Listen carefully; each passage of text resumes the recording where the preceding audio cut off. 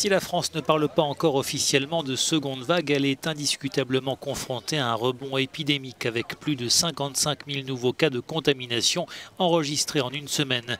Face à cette situation sanitaire qui se dégrade, des médecins ont appelé dans une tribune au journal du dimanche à, je cite, siffler la fin de la récréation, appelant la population à limiter les rassemblements privés où se produisent beaucoup de nouvelles contaminations. En première ligne, les médecins doivent faire le tri parmi les patients et les orienter si besoin vers des tests de dépistage. Mais le président de la Fédération des médecins généralistes de France déplore aujourd'hui le manque de réactivité des laboratoires d'analyse.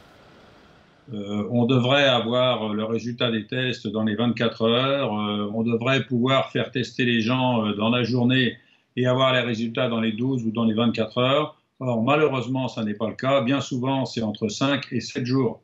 Donc, c'est la course à l'échalote pour pouvoir faire des tests rapidement, trouver le laboratoire qui teste et qui donne les résultats rapidement.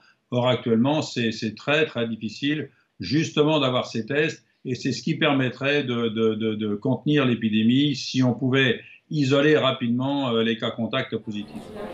La France a considérablement augmenté ces derniers mois sa capacité de dépistage du Covid-19, passant de 200 000 tests hebdomadaires en avril à plus d'1 million aujourd'hui.